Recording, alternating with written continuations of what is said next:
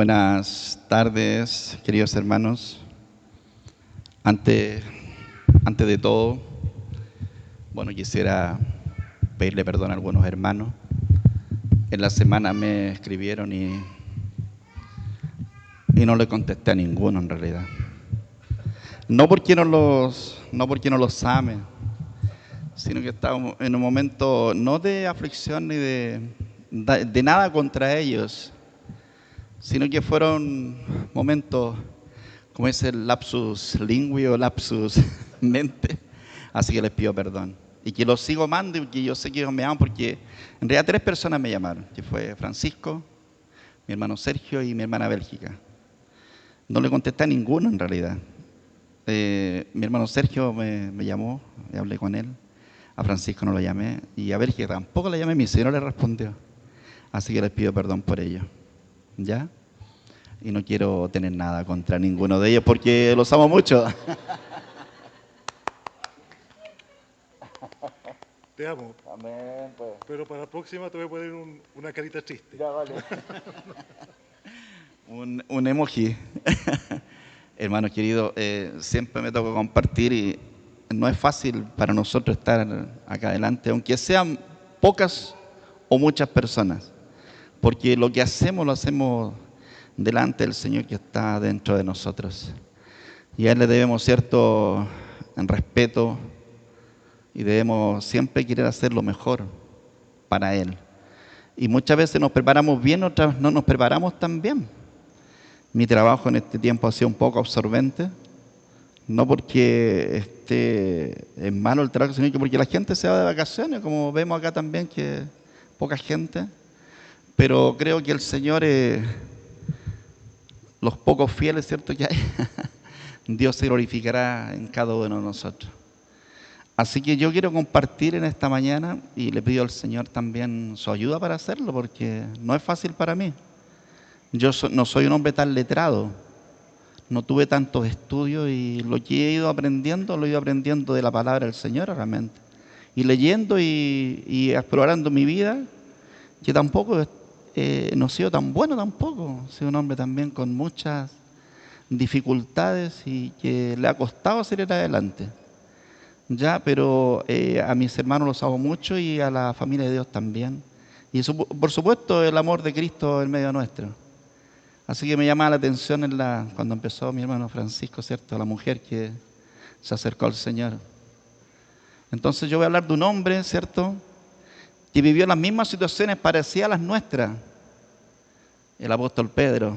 ¿Quién no puede recordar, ¿cierto?, a este hombre que hizo grandes cosas, pero también negó al Señor? Ya huyó delante de... Cuando le preguntaron, ¿cierto?, ¿tú lo conoces? Y él dijo, no, no lo conozco. Entonces, voy a empezar, ¿cierto?, hablando de la vida de Pedro. Un apóstol apasionado y transformado. Fue uno de los 2 apóstoles del Señor y jugó un papel importante en la iglesia primitiva. Y les voy a comentar algunos aspectos de su vida, ¿ya? Que nació en Betsaida, Galilea, y su nombre original era Simón. Era pescador de profesión y se casó con una mujer cuyo nombre no se menciona en la Biblia. Fue llamado por Jesús a seguirlo junto con su hermano Andrés en el mar de Galilea. Y eso lo encontramos en Mateo 4, del 18 al 20, si alguien quiere anotarlo, porque yo papel ahora no imprimí porque justo cuando iba a imprimir no tenía. Así que tuve que usar esta tecnología y que a mí me cuesta porque hay un dicho que dice que loro viejo no aprende a hablar. Entonces los jóvenes entenderán que para nosotros los de más edad, a nosotros nos cuesta y es difícil para nosotros usar esto. Porque se nos pierden las teclas. Ya, pero con la misericordia del Señor vamos a ir avanzando. Entonces, dice que Pedro, y quien no ha escuchado, ¿cierto?, la historia de Pedro, un hombre impulsivo y su tendencia a hablar antes de pensar. Y me miro a mí mismo que yo soy similar. Impulsivo y la tendencia a hablar antes de pensar. A veces uno queda casado con las palabras y cuando ya la lanzó, dice, oye, la embarré. Eso está en Mateo 16, 22 al 23 y en Juan 13, del 6 al 9. Era un líder natural y a menudo se le ve como el portavoz de los apóstoles, siempre como que llevaba la voz cantante, siempre estaba para dar su opinión y lo que Jesús hacía, él lo compartía. Entonces era un hombre apasionado y emocional también, pues. Oye, se parece a mí. Que se caracterizaba así por su amor y lealtad a Jesús. Y esto está en Mateo 26, 33 y Juan 13, 37. Y yo quiero hablarles un poco de la restauración de Pedro, de lo que Jesús tuvo que hacer con este hombre. Pero quiero primero compartirles la negación de Pedro, que está en Lucas 22, del 54 al 62. Y dice, y prendiéndole, le llevaron, gracias hija, a mi nietecita, la pequeñita.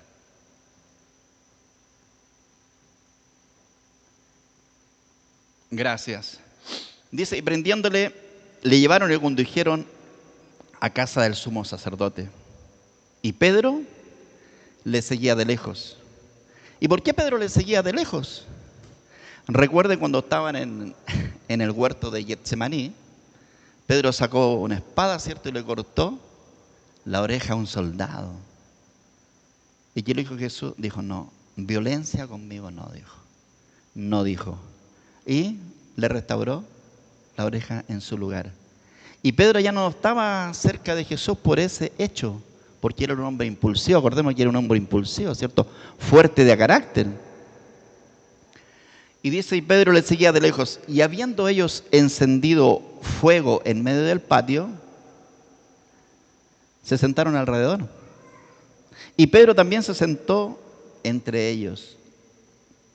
Pero una criada, la que era familiar de aquel soldado que le había cortado la oreja, ¿cierto? Al verle sentado al fuego le dice, también tú estabas con él. Pero él no negó, diciendo, mujer, no lo conozco. Primera negación. Un poco después, viéndole, otro dijo, tú también eres de ellos. Y Pedro dijo, hombre, no lo soy. Segunda negación de Pedro. Y como una hora después, otro afirmaba diciendo, verdaderamente también este estaba con él porque es Galileo. Y Pedro dijo, hombre, no sé lo que dices. Y enseguida, mientras él todavía hablaba, el gallo cantó. Entonces, vuelto al Señor, Jesús lo miró a Pedro, estando en ese lugar. Y Pedro se acordó de la palabra del Señor que le había dicho, antes que el gallo cante, me negarás 3 veces. Y Pedro, saliendo fuera, lloró amargamente. Imaginemos esa escena, ¿cierto? Cómo Pedro huyó de la presencia de Jesús. Y estos hombres, después, ¿cierto? En el libro de Juan, en el capítulo 21, dice que estos hombres se reunieron, ¿cierto?, a orillas del mar de Tiberías. Y les doy a conocer a continuación las palabras que dicen en Juan capítulo 21 en adelante. Dice, después de esto, Jesús se manifestó otra vez a sus discípulos junto al mar de Tiberias. Y se manifestó de esta manera. Estaban juntos Simón Pedro, Tomás llamado el Dídimo, podríamos decir el gemelo, ¿cierto? El que dijo, no, si no pusiera mi dedo, ¿cierto?, en el hueco de sus manos, no creeré. Ese Tomás estamos hablando. Natanael, el de Caná de Galilea, los hijos de Zebedeo y otros 2 de sus discípulos. Simón Pedro les dijo, voy a pescar. Ellos le dijeron, vamos nosotros también contigo. Mira, después de haber sido discípulos del Señor, estos hombres querían volver a su antiguo oficio. Querían volver a lo que hacían antes. Jesús, ¿qué lo había convertido? En pescadores de hombres. ¿Y ellos qué dijeron? No, el Señor ya murió, sí vimos algo que resucitó, porque cuando Pedro y Juan fueron al sepulcro no lo encontraron. ¿Ya? Y después se le apareció nuevamente. Pero aquí, cierto, el Señor Jesús, cierto, esperó que ellos entraran en la barca a pescar. ¿Y qué ocurrió? Que en toda la noche no pescaron nada. ¿Qué hubiera ocurrido si estos hombres que volvieron a su antiguo oficio hubieran pescado? Yo creo que no se hubiera manifestado lo que Dios tenía para ellos. Entonces dice, cuando ya iba amaneciendo, se presentó Jesús en la playa. Más los discípulos no sabían que era Jesús. Y les dijo, mira con las palabras que el Señor Jesús se dirige a ellos. Dice, hijitos. No le dijo, hombres, hey, pescadores. Sino que lo llamó de hijitos. ¿Tenéis algo de comer? Le respondieron, no. Y él les dijo, echad la red a la derecha de la barca y hallaréis. Entonces la echaron y ya no la podían sacar por la gran cantidad de peces. La cantidad de peces que eran 153, por si alguien quiere saberlo, 153 peces, muy grande. Recordemos que una barca en ese tiempo medía más o menos 8 metros por 2,3 de ancho. Y la cantidad no era tanta que se podía subir porque la manipulaban o la conducían, no sé cómo llamarle, ¿cierto? A esta barca. Eran entre 6 y 7 hombres. Entonces la cantidad que podían llevar no era tanta. Pero la cantidad que llevaban, que no podían subirla a la barca. Tuvieron que arrastrarla hacia afuera. Y dice, cuando ya amaneciendo se presentó Jesús en la playa, más los discípulos no sabían que era Jesús. Entonces, dice que sacaron la gran cantidad de peces. Entonces aquel discípulo, quien Jesús amaba, dijo a Pedro, es el Señor. Simón Pedro le dijo, cuando oyó que era el Señor, se ciñó la ropa, o sea, se la colocó. Estaba desnudo en la barca. Y se echó al mar.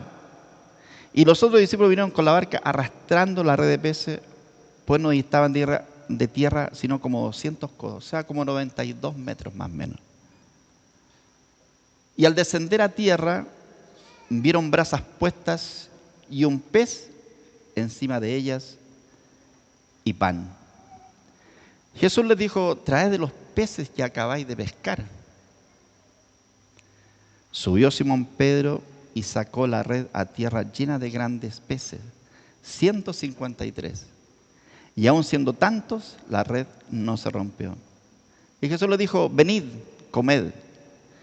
Y ninguno de los discípulos se debía preguntarle, ¿tú quién eres? Sabiendo que era el Señor. Vino pues Jesús y tomó pan y les dio a sí mismo del pescado. Y esta era la tercera vez ya que Jesús se manifestaba a sus discípulos después de haber resucitado de los muertos. Yo quiero compartirte respecto a lo que significa, ¿cierto?, el fuego. Recordemos cuando Pedro estaba en el patio de Anás, ¿cierto? También encendieron un fuego. Había una fogata y él estaba calentándose. Seguramente era un tiempo de invierno porque tenían frío. Y aquí Jesús también, ¿cierto?, tenía un fuego encendido, dice, pues habían brasas, ¿ya?, para cocer el pez. Y también tenía pan. Entonces, las brasas podemos decir que es el calor y la hospitalidad. Cuando uno llega a una casa, ¿se han fijado que hay una chimenea o hay una estufa prendida? Oh, está abrigadito aquí adentro, ¿cierto? Y eso te llama, ¿cierto?, a estar ahí muy contento de estar abrigadito y que algo te sirvan, ¿cierto? Entonces dice que las brasas simbolizan el calor y la hospitalidad con un ambiente acogedor para los discípulos que, acuérdense que habían estado toda la noche tratando de pescar. Entonces estaban cansados y hambrientos después de una noche de pesca infructuosa. También el fuego podemos decir que es la presencia misma de Dios, ¿cierto? Y podemos tener aquí unas palabras, si quieren las anotan o si quieren no. Va a quedar grabado, ¿cierto?, en el video, ¿cierto?, que están haciendo. Y está en Éxodo 3, capítulo 2, y en Hebreos 12, 29. Aquí podría sugerir la presencia activa de Jesús en medio de ellos. El pan. ¿Qué significa el pan que estaba, cierto, ahí esperando calentito? Es la provisión, el sustento. Recordando, cierto, la multiplicación de los panes que está en Juan 6, del 1 al 14, donde Jesús alimentó a la multitud. Aquí Jesús provee para sus discípulos, mostrando, cierto, su cuidado para cada uno de ellos. También significa la comunión y la Eucaristía, ¿cierto?, que nosotros vamos a tener también en esta mañana, ¿cierto? Evoca también la última cena. Nosotros vamos a servirnos la Santa Cena. Entonces, sugiriendo comunión y la invitación a participar de la vida de resurrección. Hacerlo todo esto, ¿cierto?, en memoria de mí. Y el pez. Los peces resultan de la pesca milagrosa, simbolizan la abundancia y la misión de los discípulos, de cada uno de nosotros. Anteriormente le he dicho que los mandó a ser pescadores de hombres, que está en Mateo 4, 19. Y aquí les muestra que su trabajo será fructífero. Y también dice la invitación a participar de esta pesca milagrosa del fin del siglo. Nosotros dice que estamos en los postreros días porque hay señales que se han ido cumpliendo, ¿cierto? Profecías que se han cumplido, y creo que nosotros estamos, esta generación puede que sea la última generación, ¿cierto?, antes que venga el Señor. Ya las cenas están dadas, donde dice, ¿cierto?, cuando la higuera florezca, ¿cierto?, y cuando Israel sea rodeado de ejército, yo estará cerca el fin. Y ya vemos, ¿cierto?, que se ha formado, ¿cierto?, un tratado de paz, ¿cierto?, donde quieren que haya paz en todo el mundo. Y eso están haciéndolo los líderes mundiales. Entonces, estos elementos simbolizan, ¿cierto?, la provisión, la comunión y la misión de la presencia de Jesús resucitado en medio de nosotros. Entonces, queridos hermanos, cuando ya ellos habían comido, dice, cuando la palabra del Señor continuó en Juan 21, capítulo 15 en adelante, dice, cuando hubieran comido, Jesús dijo a Simón Pedro: Simón, hijo de Jonás, ¿me amas más que estos? Y Pedro le respondió: sí, Señor, tú sabes que te amo. Pero notemos que el Señor no lo llama por el nombre que Él le colocó, Pedro, ¿cierto? Le dice su nombre original, Simón Pedro. No le dice Pedro, Simón Pedro. Y Él le dice: sí, Señor, tú sabes que te amo. Y Él le dijo: apacienta mis corderos. El otro día nuestro hermano Volterio compartió respecto a los corderos, ¿cierto? Cuando son rechazados por la madre, ¿cierto? No lo quieren. ¿A cuántos de nosotros no nos quisieron, ¿cierto? No nos amaron, no provocaron en nosotros cariño, sino que nos desecharon. Mucha gente no hizo eso con nosotros. Pero sin embargo el Señor Jesús a Pedro le dice: apacienta mis corderos. O sea, los más pequeños, los nuevitos, ¿cierto?, los que necesitan de protección. El Señor Jesús le está diciendo: apacienta mis corderos. Y volvió por segunda vez y le dice: Simón, hijo de Jonás, ¿me amas? Y Pedro le respondió: sí, Señor, tú sabes que te amo. Y decía: pastorea mis ovejas. O sea, los que le pertenecían al Señor, la iglesia, su pueblo, aquellos que habían ellos ganado, y que Él ganó, por supuesto, con su propia sangre. Y le dijo la tercera vez: Simón, hijo de Jonás, ¿me amas? Pedro se entristeció que le dijese la tercera vez: ¿me amas? Y le respondió: Señor, tú lo sabes todo. tú sabes que te amo. Jesús le dijo, apacienta mis ovejas. O sea, la triple negación de Pedro, Dios estaba, ¿cierto?, hablando con él para poder restaurar la confianza, la comunión con él, para que volviera, ¿cierto?, a ser el líder natural que era y estaba en medio de ellos. Porque si recordaremos, cuando él los llevó al mar de Tiberias, las demás personas lo siguieron. Los discípulos lo siguieron. O sea, tenía una condescendencia con ellos. Ellos le hacían caso en lo que Pedro hacía y decía. Pero Pedro, aquí el Señor Jesús lo está restaurando a su posición original. Y después vamos más adelante, ¿cierto?, en Hechos de los Apóstoles, donde Pedro, ¿cierto?, dice que es lleno del Espíritu Santo, y ahí pudo compartir a los judíos, ¿cierto?, de que el Señor Jesús lo que había hecho. Y viene la promesa del Espíritu Santo. Entonces sigamos con esto. Le dice el Señor Jesús, de cierto te digo, cuando eras más joven, te ceñías e ibas donde querías. Mas cuando ya seas viejo, extenderás tus manos y te ceñirá otro, y te llevará a donde no quieras. Esto dijo dando a entender con qué muerte había de glorificar a Dios. Y dicho esto, añadió, sígueme. Ya Dios había restaurado, ¿cierto?, la vida de Pedro. Recordemos que también que Pedro, la forma en que él murió, él fue crucificado, pero él dijo, quiero que me coloquen boca abajo, dijo, porque no soy digno, dijo, de morir como mi Señor. Entonces, vamos a hacer a averiguar, ¿cierto?, lo que significa apacentar y a pastorear. Entonces, en el contexto de Juan 21, del 15 al 17, Jesús le pide a Pedro que apaciente, en griego es la palabra poimaino, a sus ovejas. La palabra poimaino se traduce como pastorear o apacentar y se refiere al acto de cuidar, alimentar y guiar a un rebaño de ovejas. Entonces, la definición de pastorear al acto de cuidar y guiar a un rebaño de ovejas, asegurando que estén seguras, alimentadas y protegidas. Lo que nuestros pastores, ¿cierto?, nuestros hermanos tratamos muchas veces de hacer, ¿cierto?, es guiar, alimentar, cuidar, ¿cierto?, al rebaño. Este es un pequeño rebaño.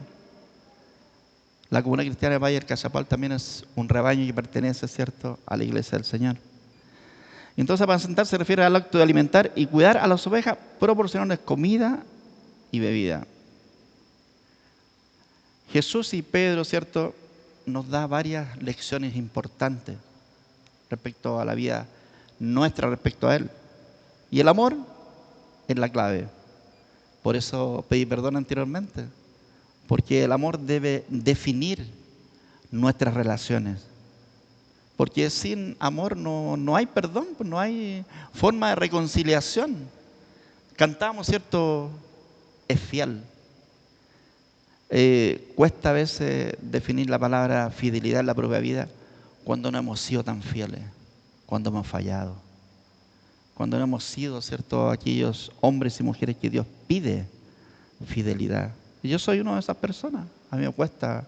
Y cuando canto eso, Señor, no he sido tan fiel contigo, te pido que me ayudes. ¿Ya? Entonces, Jesús no pregunta a Pedro sobre su arrepentimiento o promesas, sino sobre su amor. El amor es la base del servicio cristiano. Lo que hacemos acá es porque amamos a nuestro hermano. O sea, no porque vamos a obtener un beneficio de cada uno de ustedes, lo hacemos porque amamos. Y la restauración es posible. Pedro había negado a Jesús 3 veces, pero Jesús lo restaura y le da una segunda oportunidad. Así como Dios ha sido con nosotros. Y no solamente una, muchas veces, porque como dice su palabra, que sus misericordias son nuevas cada mañana. Y cada mañana Dios renueva su misericordia sobre nuestra vida. La lealtad es importante. Jesús le pide a Pedro que sea leal y que paciente a sus ovejas, al rebaño. Debemos ser leales en todo lo que hacemos. ¿Ya?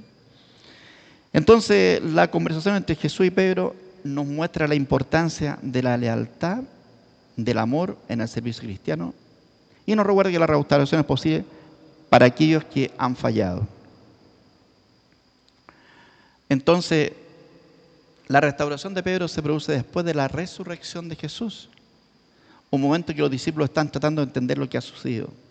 Pedro luchando, ¿cierto?, con su propia culpa y vergüenza, como que habíamos conversado, ¿cierto?, lo que había explicado. Que había negado al Señor Jesús 3 veces. La restauración de Pedro es un ejemplo de la gracia y el amor de Dios, que no abandona a sus hijos a pesar de sus fracasos. La restauración de Pedro también muestra que la fe no se basa en la perfección humana, cuando Francisco compartió a la mujer, ¿cierto?, que si solo tocara su manto, ¿cierto?, sanaré. La fe en acción, sino en la fidelidad de Dios. La restauración de Pedro también nos indica que no estamos solos en nuestras luchas y fracasos. El Espíritu Santo, ¿cierto?, está en nosotros, ¿cierto?, y nos va a ayudar a poder vencer todas nuestras luchas, ¿cierto?, y nuestros fracasos. Va a hacerlo porque Él tiene un proyecto con cada uno de nosotros, con cada uno de sus hijos. El proyecto eterno de Dios, como dice el libro, es tener una familia de muchos hijos iguales a su Hijo Jesucristo. Y también dice que nosotros estamos sentados en los lugares celestiales, sentados juntamente con Él. Por lo tanto, nosotros cuando estamos, ¿cierto?, sentados en ese lugar, miramos el panorama completo porque Jesús, ¿cierto?, está obrando en medio nuestro.